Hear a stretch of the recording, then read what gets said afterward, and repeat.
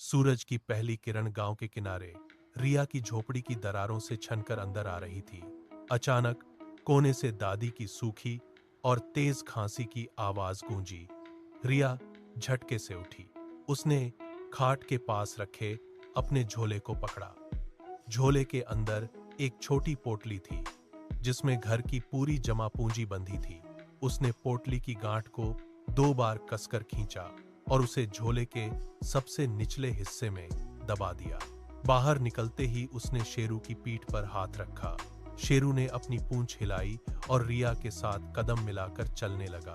रिया ने पीछे मुड़कर झोपड़ी के बंद दरवाजे को देखा। उसके पैरों की गति तेज हो गई। उसने धूल भरी पगडंडी पर नजरें टिकाईं और शहर के मेले की ओर दौड़ना शुरू कर दिया। दवा की दुकान अभी बहुत दूर थी, लेकिन उसके हर कदम में दादी की खांसी की गूंज उसे रुकने नहीं दे रही थी। वह तेज सांसें लेते हुए आगे बढ़ती रही। पगडंडी के किनारे झाड़ियों के बीच कुछ चमक उठा। रिया रुकी। उसने अपना कदम पीछे खींचा और झुककर उस चीज को उठाया। यह एक पत्थर था जो सूरज की रोशनी में किसी कांच की तरह चमक रहा था। पत्थर की सतह खुरदरी थी, लेकिन उसका रंग रिया की आंखों को चकाचौंध कर रहा था। उसने पत्थर को अपनी हथेली पर रखा और उसे बार बार उलट पलट कर देखने लगी। उसकी उंगलियां पत्थर की चमक में उलझ गईं। इसी दौरान उसके दूसरे हाथ की पकड़ ढीली पड़ गई। झोले के अंदर रखी सिक्कों की पोटली फिसलकर पगडंडी के किनारे की घास में गिर गई। रिया को इसका आभास तक नहीं हुआ। उसने पत्थर को अपनी मुट्ठी में कस लिया और उसे अपनी आंखों के करीब लाकर गौर से देखने लगी। शेरू उसके पैरों के पास खड़ा होकर आगे बढ़ने के लिए भौंका, लेकिन रिया का ध्यान पूरी तरह पत्थर की चमक पर था। उसने पोटली के गायब होने की परवाह किए बिना उस पत्थर को अपनी मुट्ठी में दबाया और फिर से मेले की दिशा में कदम बढ़ा दिए।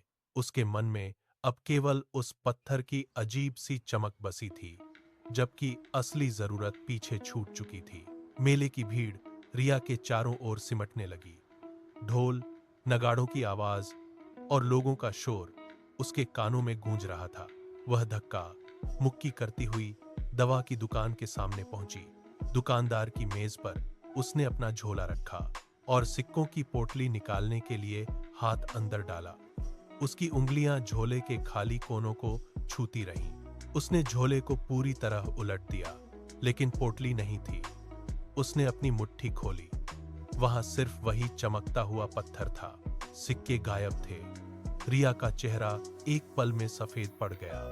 उसकी सांसें गले में अटक गई। वह घबराकर पीछे मुड़ी। मेले की भीड़ अब उसे एक दीवार की तरह लग रही थी। उसने धक्का देकर रास्ता बनाया और उसी पगडंडी की ओर दौड़ पड़ी जहां से वह आई थी। शेरू उसके पीछे पीछे भाग रहा था। रिया की आंखें जमीन पर गड़ी थीं। उसने मुट्ठी में बंद पत्थर को जोर से दबाया और उसे फेंक दिया। सूरज की आखिरी किरणें पगडंडी की धूल को लाल रंग में रंग रही थीं। रिया घुटनों के बल मिट्टी में बैठ गई। उसने अपनी उंगलियों से सूखी जमीन को कुरेदा, पर वहां सिर्फ कंकड़ और धूल थी। उसकी आंखें भर आईं। उसने अपना सिर हाथों में थाम लिया।